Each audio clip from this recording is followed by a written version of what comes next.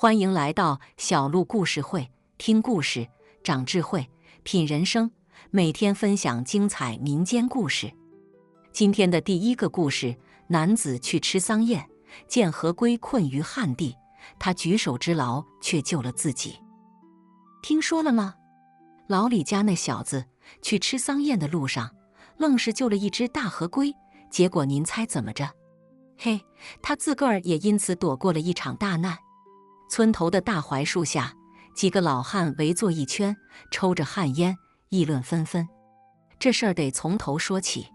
话说，在江南水乡的一个小镇，名叫柳河镇，镇上有个名叫李二狗的年轻人，平日里游手好闲，但心地还算善良。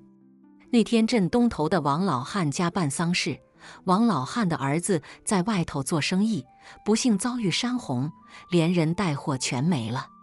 村里人念着王老汉孤苦伶仃，便自发组织了一场丧宴，一来是帮忙处理后事，二来也是给王老汉一点慰藉。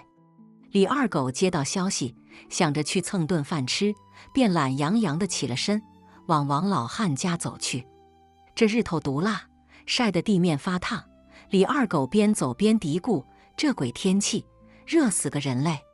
正当他走得口干舌燥，满头大汗时，突然瞧见前方不远处一片干涸的田地里，有个黑乎乎的东西在挣扎。李二狗好奇地走近一看，妈呀，竟是一只大河龟。这河龟少说也有几十斤重，此刻却被困在干裂的泥地里，动弹不得，眼中满是绝望。嘿，这河龟咋跑这儿来了？这不是找死吗？李二狗嘀咕着，但转念一想，算了，救人一命胜造七级浮屠，救龟一命说不定也能积点德。于是他费了好大的劲，又是挖土又是推搡，总算是把那只大河龟给弄到了附近的河里。河龟一到水里，立刻精神抖擞，对着李二狗摆了摆头，仿佛是在道谢，然后一头扎进水里，不见了踪影。李二狗拍了拍手上的泥土，笑道：得嘞，这下算是做了一件好事，希望王老汉家的丧宴能有好吃的。他继续往王老汉家走去，到了那儿，只见院子里已经摆满了桌椅，乡亲们正忙着端菜上桌。李二狗找了个位置坐下，拿起筷子就开始大吃大喝起来。酒足饭饱之后，李二狗打算回家睡个午觉，结果刚走出王老汉家的大门，就听见远处传来轰隆隆的声响，像是打雷，但又不像。紧接着，地面开始微微震动，乡亲们纷纷跑出屋子，一脸惊恐。咋了咋了？地震了！李二狗心里咯噔一下，也跟着往外跑。就在这时，有人大喊：快看，山洪来了！李二狗抬头一看，只见远处的山头上，一股黄色的洪流如脱缰的野马，奔腾而下，直奔柳河镇而来。这山洪来得又猛又急，眨眼间就淹没了半个小镇。妈呀，这可咋整？李二狗吓得腿都软了，但求生的本能让他撒腿就跑。他一路狂奔，眼看着山洪就要追上他，突然前方出现了一条宽阔的河流，挡住了去路。完了完了，这下死定了！李二狗绝望地喊道。就在这时，一个巨大的黑影从河里窜了出来，正是他之前救下的那只大河龟。大河龟张开大嘴，对着李二狗喊道：快上来！李二狗一愣，心想这河龟成精了，但也没多想，一把抱住河龟的脖子就往上爬。河龟力气大得很，驮着李二狗一头扎进水里，向着远处游去。山洪肆虐，但河龟却游得飞快，仿佛在水中如鱼得水。不一会儿，就带着李二狗远离了危险区域。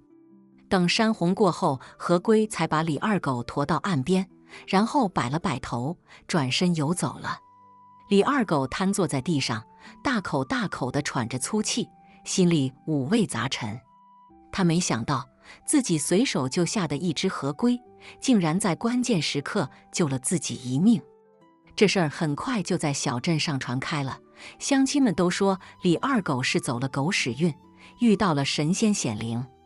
但李二狗自己知道，这是因为他心存善念，才得到了好报。从那以后，李二狗彻底变了个人，他不再游手好闲，而是开始努力工作，挣钱养家。他还经常帮助村里的孤寡老人和贫困家庭，成了村里的大好人。而那只大河龟也成了小镇上的传奇。有人说它是河神的化身，有人说它是修炼千年的灵兽。但不管怎么说，大家都对它充满了敬畏和感激。时间一晃，几年过去了。这天，李二狗正在田里干活，突然听到远处传来呼救声。他抬头一看，只见几个孩子正在河边玩耍，其中一个孩子不小心掉进了河里，正挣扎着呼救。李二狗二话不说，扔下手中的农具，就往河边跑去。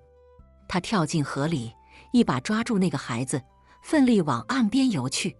等把孩子救上岸，他已经累得气喘吁吁了。就在这时，他感觉到身后有一股力量在推着他，回头一看，正是那只大河龟。大河龟用头轻轻地碰了碰他，仿佛是在说：“谢谢你，你又救了一个孩子。”李二狗笑了笑，说：“应该的，应该的。”大河龟点了点头，然后转身游走了。李二狗望着他远去的背影，心中充满了感慨。他知道，这只大河龟已经成了他生命中的守护神，无论遇到什么危险，它都会出现在他的身边。从那以后，李二狗更加坚信善有善报，恶有恶报。他用自己的行动影响着身边的每一个人，让小镇变得更加和谐美好。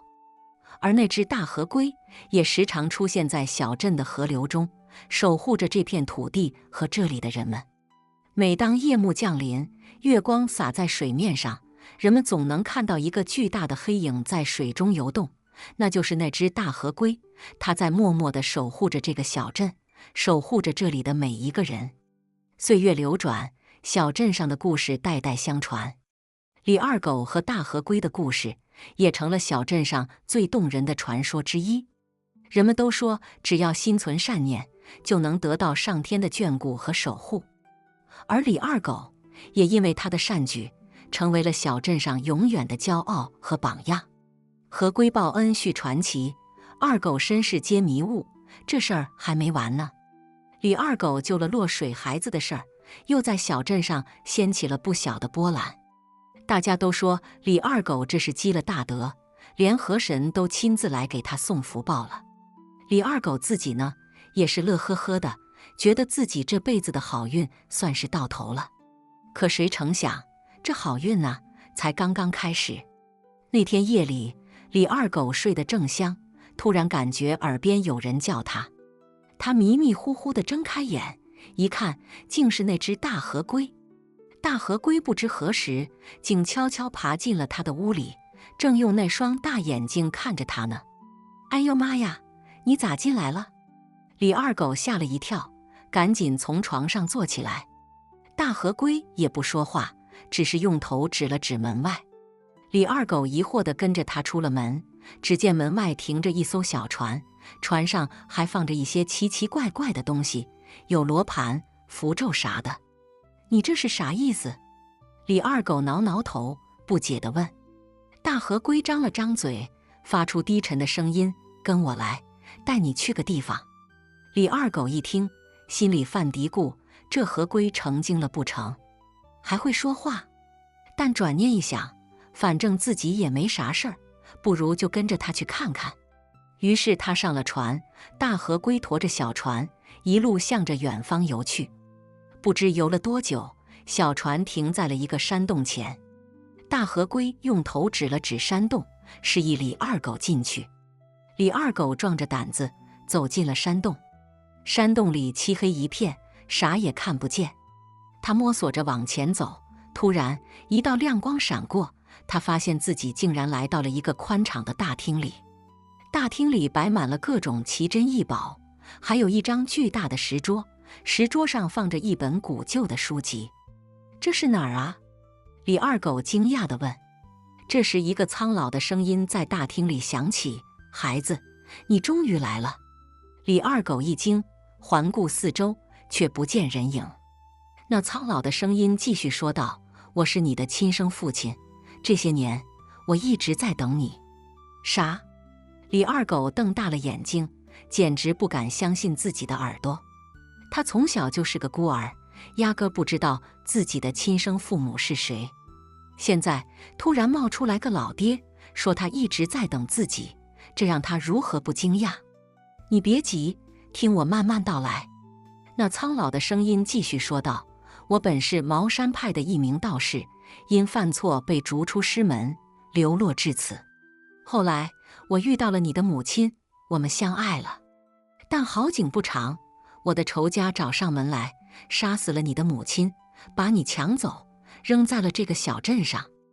我一直在寻找你的下落，直到前几天这只大河龟找到了我，告诉我你就是我的儿子。”李二狗听得目瞪口呆，半天回不过神来。他没想到自己的身世竟然如此离奇，更没想到自己的亲生父亲竟然是个道士。那你现在来找我，是想认回我这个儿子吗？李二狗试探着问。那苍老的声音沉默了一会儿，才说道：“不，我现在还不能认你。我的仇家还在四处寻找我，我不能让他们发现你。但我可以教你一些茅山派的法术，让你有能力保护自己。”李二狗一听，眼睛一亮：“真的吗？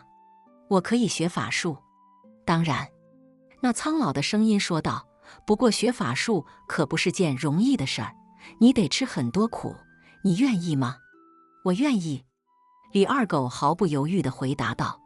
于是从那天起，李二狗就留在了山洞里，跟着自己的亲生父亲学习茅山派的法术。他每天起早贪黑，刻苦修炼，很快就掌握了一些基本的法术。这天，他正在练习法术，突然听到外面传来一阵喧闹声。他走出山洞一看，只见一群黑衣人正朝着山洞这边赶来。他心头一紧，知道是父亲的仇家找上门来了。“父亲，咋办？”李二狗焦急地问。那苍老的声音说道：“别怕，有我在，你躲进山洞里，别出来。”说完，他就走出了山洞，迎上了那群黑衣人。双方展开了一场激战。黑衣人虽然人多势众，但那苍老的道士却丝毫不惧，施展出各种法术，打得黑衣人节节败退。可就在这时，一个黑衣人突然使出了一种阴毒的法术，那苍老的道士躲闪不及，被法术击中，口吐鲜血，倒在了地上。“父亲！”李二狗见状大喊一声，就要冲出去。那苍老的道士喊道：“别过来，快躲进山洞里！”李二狗无奈，只好躲进了山洞。他躲在暗处，看着外面的战斗，心里焦急万分。就在这时，他突然想到了一个办法。他拿出一张符咒，念动咒语，只见符咒上金光一闪，然后朝着黑衣人飞去。砰的一声，符咒在黑衣人中间爆炸开来，炸得黑衣人四散而逃。那苍老的道士见状，趁机捡起一把剑，追杀过去。不一会儿，就提着几个黑衣人的首级回来了。“二狗，你长大了，能帮父亲了。”那苍老的道士看着李二狗，欣慰地说道。李二狗看着父亲满身的伤痕，心疼地说：“父亲，你受伤了，我给你疗伤。”说完，他就拿出一些草药给父亲敷上。那苍老的道士看着儿子，眼里满是慈爱。“二狗，现在你已经学会了茅山派的法术，可以保护自己了。但你要记住，法术不能滥用，只能用在正道上。”那苍老的道士叮嘱道。“我知道了，父亲。”李二狗点点头。从那以后，李二狗就留在了山洞里，陪着父亲一起修炼法术。他用自己的力量保护着小镇上的百姓，成为了他们的守护神。而那只大河龟也时常出现在小镇的河流中，守护着这片土地和这里的人们。岁月流转，小镇上的故事代代相传。李二狗和他的父亲，以及那只大河龟，都成了小镇上最动人的传说之一。人们都说，只要心存善念，就能得到上天的眷顾和守护。而李二狗也因为他的善举和勇敢，成为了小镇上永远的骄傲和榜样。可谁又知道，在这份荣耀的背后，隐藏着多少不为人知的秘密和艰辛呢？但无论如何，李二狗都用自己的行动证明了善有善报，恶有恶报的道理。而这份道理也将永远激励着小镇上的人们，向着更加美好的未来前进。今天的第二个故事，男子去叔叔家讨账，途中救白狐，白狐千万别住在他家。哎，你听说了吗？老王头家的侄子小李子那天去他叔叔家讨账，半道上遇见了一件邪门事儿。老李在村头的大槐树下跟几个闲聊的村民八卦道：“啥邪门事儿啊？快说说。”旁边几个好事儿的妇女立马围了上来，一脸好奇地问道：“这事儿啊，得从头说起。”老李卖了个关子，喝了口茶，这才缓缓道来。那天，小李子穿着一身旧衣裳，肩上搭着个布包，踏上了去叔叔家的路。为啥去讨账呢？还不是因为他那叔叔借了他的钱迟迟不还，这一拖就是2年。小李子家里也不富裕，眼看这日子越过越紧巴，他这才下了决心去叔叔家讨个说法。路上，小李子走得急，嘴里还不停地嘀咕：“这老东西借了钱就不认账了，这回非得让他给个说法不可。”刚走到半山腰，突然一阵急促的滋滋声传入了他的耳朵。小李子停下了脚步，侧耳倾听，那声音似乎是从路边的灌木丛中传来的。他拨开灌木丛，眼前的一幕让他吃了一惊。一只白狐被猎人的夹子夹住了腿，鲜血直流，疼得直叫唤。小李子心里一软，赶忙上前，小心翼翼地掰开了夹子。白狐得救后，用那双乌溜溜的眼睛感激地看了他一眼，然后一瘸一拐地消失在了树林中。小李子也没多想，拍了拍手上的泥土，继续赶路。走了没多久，天色渐渐暗了下来，太阳也落山了。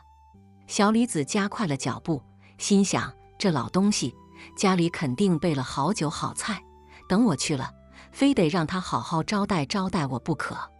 到了叔叔家门口，小李子发现大门紧闭，屋里也没亮灯。他心想：这老东西不会再故意躲我吧？他上前敲了敲门，喊道：“叔，开门啊，我回来了。”等了好半天，门才吱呀一声开了。叔叔探出头来，一脸惊讶地说：“哟，小李子，你咋来了？”“叔，我来找你讨账啊，那钱你都拖了2年了，也该还了吧？”小李子直接说道。叔叔的脸色一沉，说：“你这孩子咋这么不懂事呢？叔最近手头紧，等宽裕了再还你。”小李子一听这话，火就上来了：“叔，你这话就不对了，当初借钱的时候你咋说的？现在又不认账了。”叔叔一看小李子动了真格，忙说：“行行行，你先进来，咱叔侄俩好好聊聊。”小李子进了屋，发现屋里黑洞洞的，也没点灯。他抱怨道：“叔，你这日子过得也太省了吧，连灯都不舍得点。”叔叔尴尬地笑了笑，说：“这不是为了省钱吗？来来来，咱坐下说。”两人坐到了桌边，叔叔给小李子倒了杯水，说：“小李子啊，叔现在确实没钱还你，你看这样行不？你就在叔家住几天，等叔凑够了钱再还你。”小李子一听这话，心里犯嘀咕：这老东西葫芦里到底卖的什么药？但他也没多想，说：“行吧，那我就住几天，等你还我钱。”晚上，小李子被安排在了西厢房住。他躺在床上，翻来覆去的睡不着，总觉得心里不踏实。就在这时，他突然听到窗外传来了一阵滋滋声，那声音和白天救白狐时听到的一模一样。小李子连忙起身，打开窗户，只见一只白狐正站在窗外，用那双乌溜溜的眼睛看着他。小李子惊讶地说：“咦，这不是白天我救的那只白狐吗？你咋跑这儿来了？”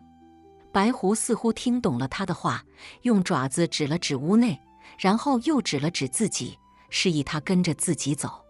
小李子心里更加疑惑了，心想这白狐到底想干啥？但他还是跟着白狐来到了院子里。白狐停下脚步，回头看着他，用嘴叼起了一块石头，在地上画了一个圈，然后又指了指圈，摇了摇头。小李子一看这情景，心里咯噔一下，隐约觉得这白狐是在提醒自己什么。他忙问：“你是说让我别住在这屋里？”白狐点了点头，然后又指了指远处，示意他快走。小李子心里更加肯定了，这白狐肯定是在提醒自己，这屋里有危险。他忙说：“谢谢你啊，白狐，我知道了。”说完，他转身回了屋，收拾好东西，悄悄地离开了叔叔家。刚走出不远，他就听到身后传来了一阵喧闹声。他回头一看，只见叔叔家门口火光冲天，浓烟滚滚。原来叔叔家的房子不知怎么突然着火了，火势迅速蔓延，将整个院子都吞没了。小李子吓得魂飞魄散，心想幸好有白狐提醒我，不然我这条命就得搭在这儿了。他撒腿就跑，一口气跑到了村头。刚停下脚步，他就看到了那只白狐正站在不远处，用那双乌溜溜的眼睛看着他，似乎是在确认他是否安全。小李子感激地说：“谢谢你啊，白狐，你真是我的救命恩人。”白狐摇了摇尾巴，然后转身消失在了夜色中。几天后，小李子听说叔叔家的房子被烧得精光，叔叔也在火灾中丧生了。村里人都说这是报应，因为叔叔生前做了太多坏事，这才遭到了天谴。小李子听了这话，心里五味杂陈。他庆幸自己遇到了白狐，逃过了一劫，但也为叔叔的遭遇感到难过，毕竟他们曾经是叔侄关系。后来，小李子逢人便讲起这段经历，说白狐是他的救命恩人。村里人都说这白狐肯定是天上的神仙下凡，专门来救他的。这事儿传开后，村里人都对白狐充满了敬畏和感激之情。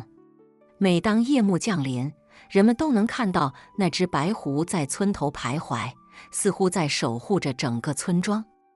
而小李子呢，也因为这件事儿，彻底改变了自己的命运。他不再像以前那样浑浑噩噩地过日子了，而是开始努力工作，挣钱养家。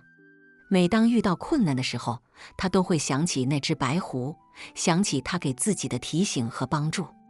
多年后，小李子已经成为了一个有钱有势的大户人家，但他始终没有忘记那只白狐的恩情，每年都会去山上祭拜他，感谢他当年的救命之恩。而那只白狐呢，也似乎一直在暗中守护着他。每当他遇到危险的时候，总能感受到一股神秘的力量在帮助他化险为夷。这事儿就成了村里人代代相传的一个传说。每当夜幕降临的时候，人们总会围坐在一起，讲述着这段神秘而又感人的故事。打那以后啊，小李子那是愈发的相信命运这回事儿了。尤其是那只白狐的事儿，更是让他觉得自个儿这辈子是得了老天爷的眷顾。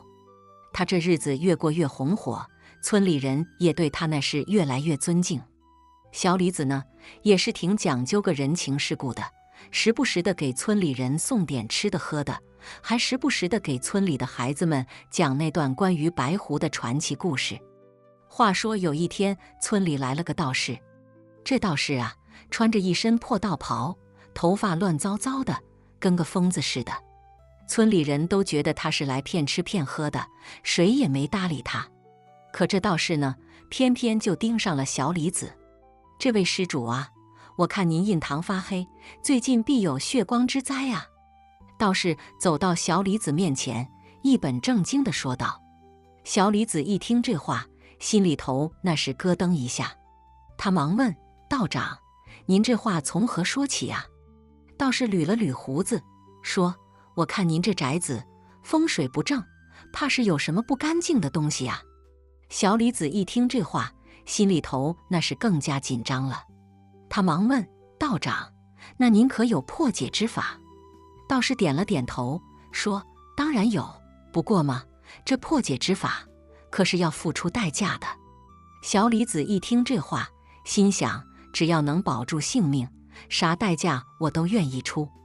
于是他忙问道长：“您说要啥代价？”道士说：“我要您那宅子底下埋着的一件宝贝。”小李子一听这话，心里头那是突突直跳。他忙问：“啥宝贝？”“我宅子底下埋着宝贝。”道士点了点头，说：“没错，那是一件能辟邪的宝贝，只有了它，我才能帮您破了这血光之灾。”小李子一听这话，心里头那是又惊又喜。惊的是自个儿宅子底下居然埋着宝贝，喜的是这宝贝还能救自个儿的命。他忙问道长：“那宝贝在哪？我咋不知道？”道士说：“那宝贝埋在您宅子后院的槐树下，您挖挖看就知道了。”小李子一听这话，那是啥也顾不上了，撒腿就往宅子后院跑。到了后院，他找到那棵大槐树，抄起铁锨就挖了起来。挖了没多久，铁锨就当啷一声碰到了一个硬东西。小李子心头一喜，忙扔下铁锨，用手扒拉了起来。不一会儿，一个锈迹斑斑的铁盒子就出现在了他的眼前。他小心翼翼地打开铁盒子，只见里面放着一块晶莹剔透的玉佩。那玉佩散发着淡淡的荧光，看起来颇为神秘。小李子心想，这大概就是道长说的那件宝贝了吧。他忙捧着玉佩跑到了道士面前。道士接过玉佩，仔细端详了一番，然后点了点头，说：“没错，就是这件宝贝。有了它，我就能帮您破了这血光之灾了。”说完，道士掏出一张符纸，贴在了玉佩上。然后他口中念念有词，手指在空中比划了一番。不一会儿，那符纸就噗的一声燃烧了起来，化为了灰烬。道士说：“好了，这血光之灾已经破了，您放心吧。”小李子一听这话，心里头那是松了一口气。他忙给道士鞠了个躬，说：“多谢道长，多谢道长。”道士笑了笑，说：“不用谢，这是我应该做的。不过嘛，这宝贝已经归我了，您可不能再要了。”小李子忙说：“没问题，没问题，这宝贝本来就是道长您帮我找到的，我当然不会要。”道士点了点头，说：“那就好，那就好，那我这就告辞了。”说完，道士转身就走，不一会儿就没了踪影。小李子呢，也没多想，觉得这事儿总算是过去了。可没想到，这仅仅是个开始。自从道士走了以后，小李子就觉得自个儿这宅子里那是越来越不对劲儿了。一到晚上，就能听到院子里传来嗖嗖的风声，还有吱吱呀呀的开门关门声。他心想，这大白天的，哪来的风声啊？还有，这门谁给开谁给关啊？他壮着胆子走出屋门查看，可这一看，差点没把他吓死。只见院子里空荡荡的，啥也没有。他心想，这咋回事啊？难道是我眼花了？他揉了揉眼睛，再一看，还是啥也没有。他这才松了口气，心想，大概是最近太累了，出现幻觉了吧。可没想到，这事儿还没完。过了几天，他又开始觉得自个儿这宅子里那是越来越阴冷了，即便是大白天的，也得穿着棉袄棉裤才行。他心想，这咋回事啊？这才几月份呢，咋就这么冷了呢？他忙问村里人：“你们觉得这日子冷不冷啊？”村里人都说：“不冷啊，这天挺暖和的。”小李子一听这话，心里头那是更加害怕了。他心想：这咋回事啊？难道是我这宅子里有啥不干净的东西？他壮着胆子在宅子里转了一圈，可这一转，差点没把他吓死。只见宅子里的窗户上都结上了一层厚厚的冰花。他心想：这咋回事啊？这才几月份啊，咋就结冰了呢？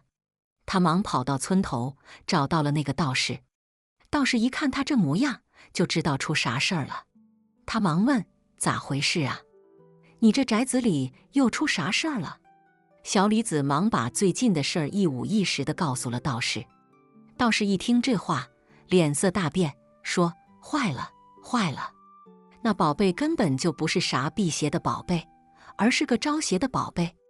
你这是被那宝贝给害了呀！小李子一听这话，吓得差点没瘫在地上。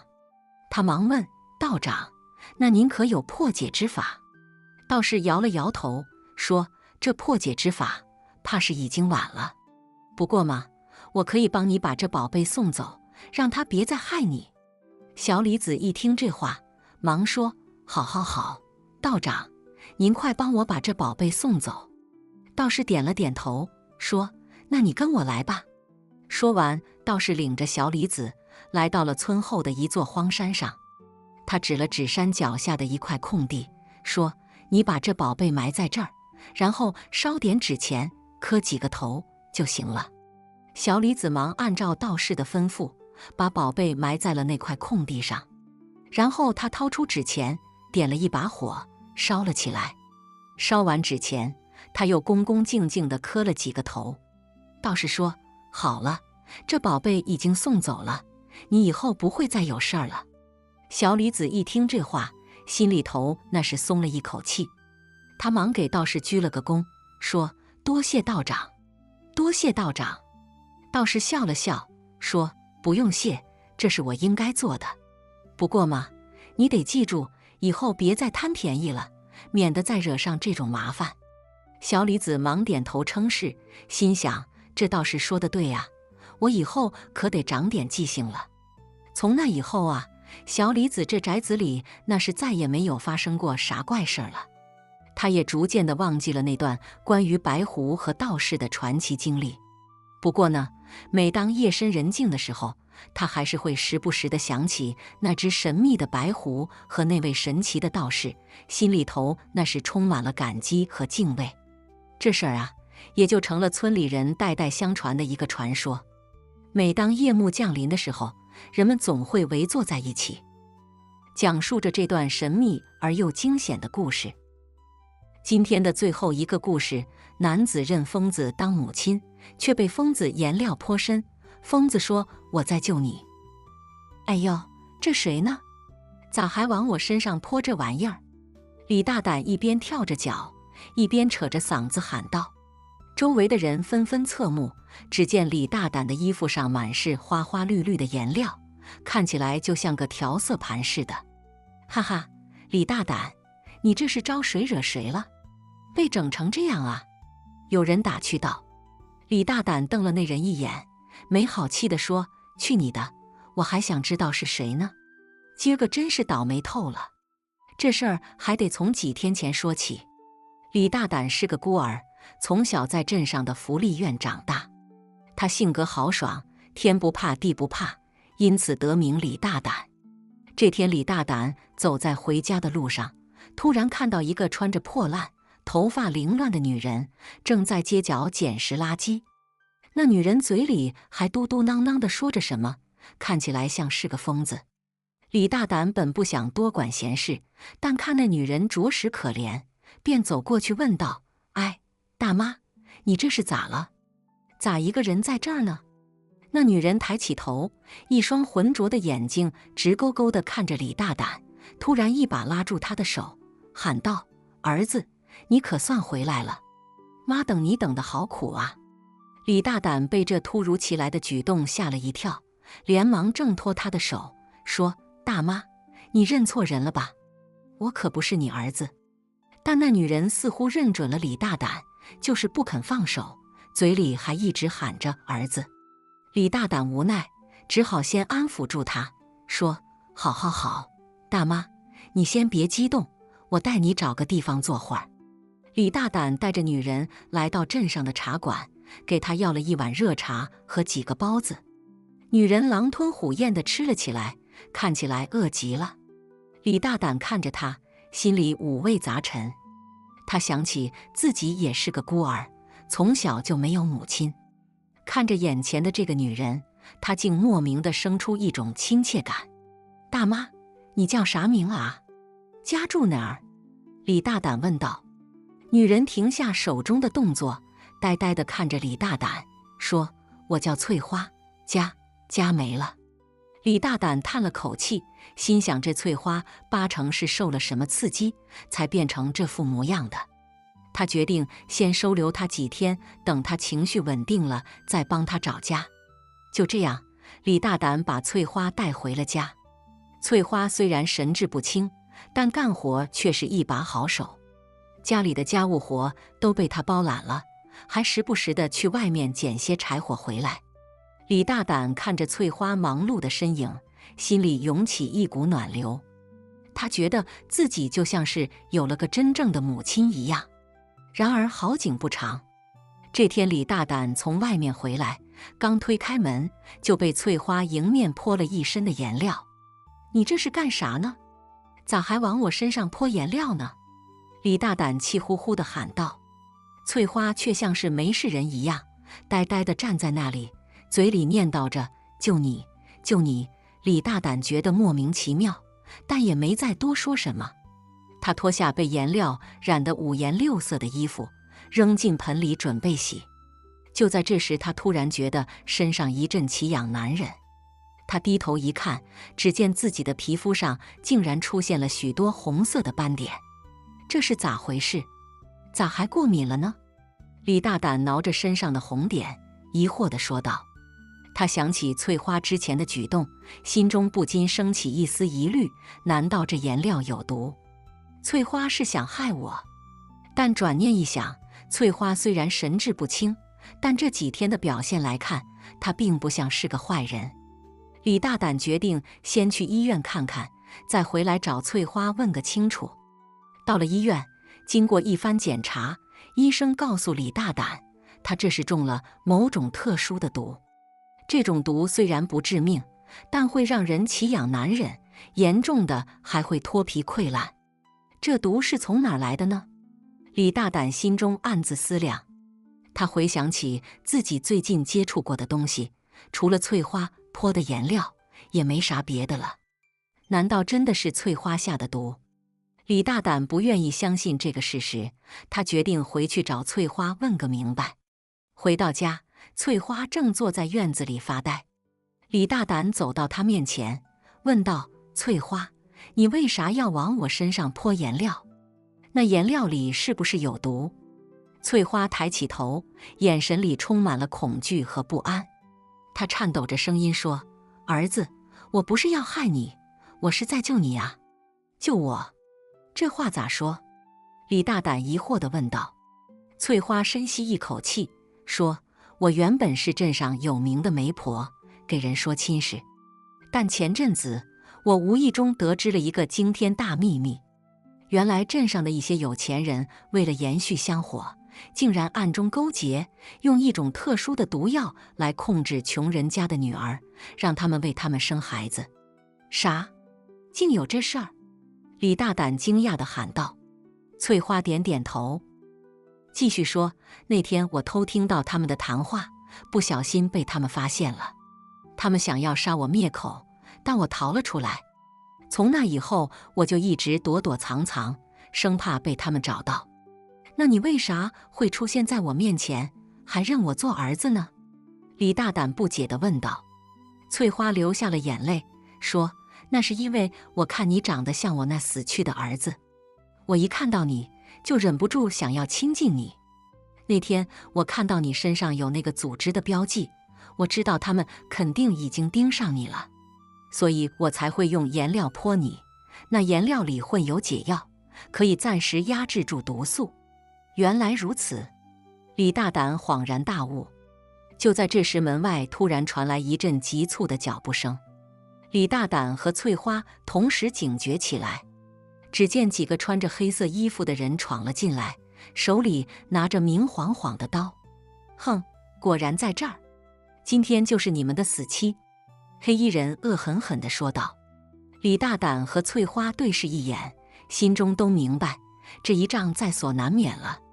经过一番激烈的搏斗，李大胆凭借着自己的勇气和智慧，终于打败了黑衣人，但他也身受重伤，倒在地上动弹不得。翠花跑到李大胆身边，哭着说：“儿子，你没事吧？你可不能有事啊！”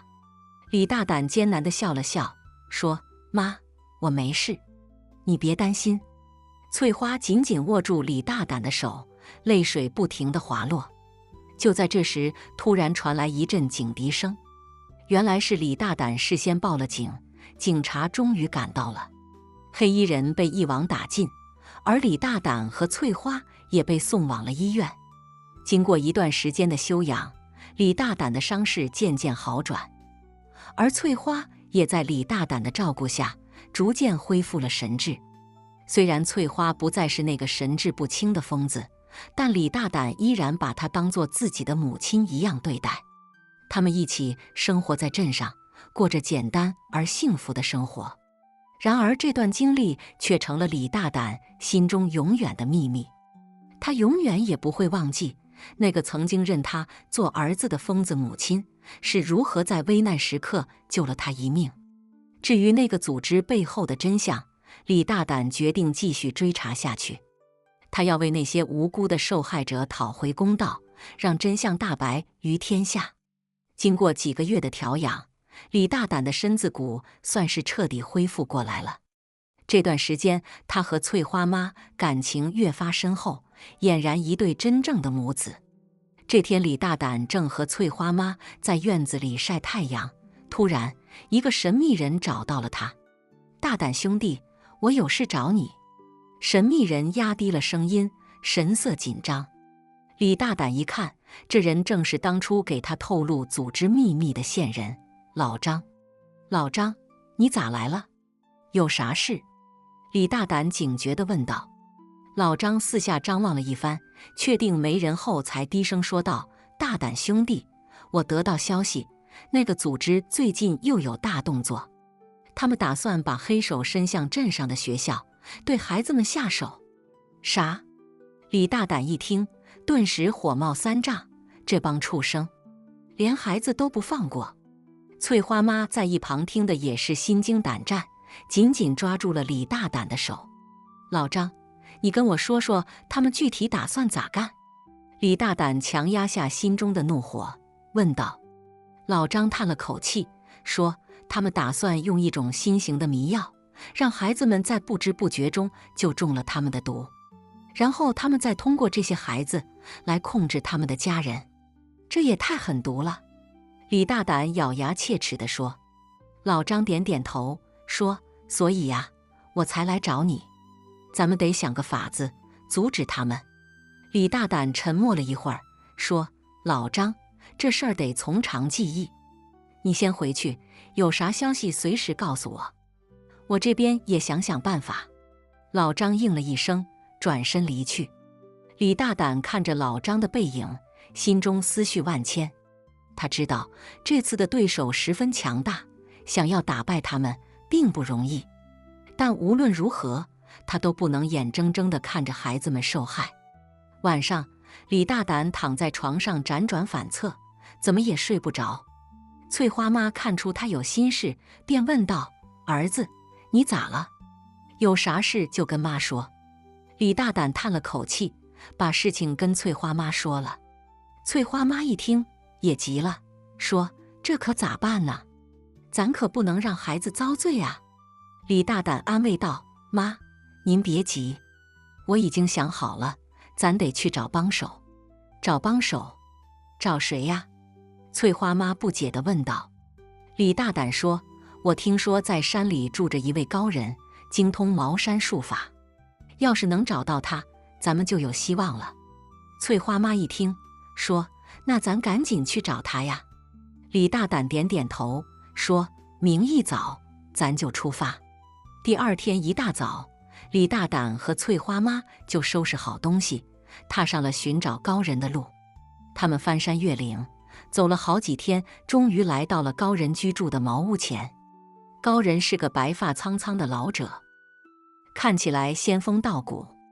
他听了李大胆的讲述后，叹了口气，说：“这事儿我早有耳闻，只是一直没有找到合适的时机出手。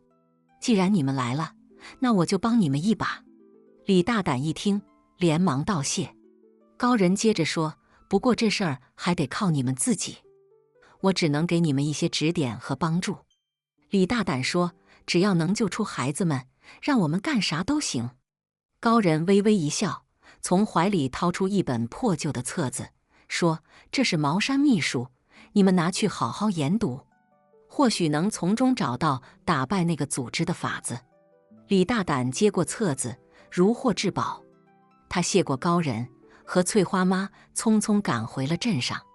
回到镇上后，李大胆和翠花妈日夜研读茅山秘术，终于找到了一种可以破解迷药的法门。他们决定在迷药被投放到学校之前，先下手为强。这天晚上，李大胆和翠花妈悄悄潜入了组织的据点。他们发现迷药已经被制作好了，正准备明天一早运往学校。李大胆和翠花妈趁夜色掩护，迅速破坏了迷药的存放地。然后他们又在据点里四处寻找线索，希望能找到更多关于组织的证据。经过一番搜寻，他们终于在一个密室里发现了组织的账本和计划书。账本上记录着组织的资金来源和去向，计划书则详细列出了他们未来的行动计划。李大胆和翠花妈把这些证据小心翼翼地收好，准备明天一早交给警察。然而，就在他们准备离开的时候，突然听到外面传来一阵急促的脚步声。他们知道，肯定是组织的人发现了他们的行踪。李大胆和翠花妈对视一眼，心中都明白，这一仗在所难免了。他们迅速躲进密室旁边的暗格里，屏住呼吸，等待时机。不一会儿，几个黑衣人冲了进来。他们四处搜寻了一番，没有发现李大胆和翠花妈的踪迹，便准备离开。就在这时，李大胆突然冲了出来，和他们展开了搏斗。翠花妈也紧随其后加入了战斗。经过一番激烈的搏斗，李大胆和翠花妈终于打败了黑衣人，但他们也身受重伤，倒在地上动弹不得。就在这时，警察突然赶到。原来李大胆在出发前就已经报了警，告诉他们自己要去捣毁组织据点。警察根据他们提供的线索，一路追踪到了这里。组织的人被一网打尽，而李大胆和翠花妈也被送往了医院。经过一段时间的休养，李大胆和翠花妈的伤势渐渐好转。他们把自己找到的证据交给了警察，为那些无辜的受害者讨回了公道。然而，事情并没有结束。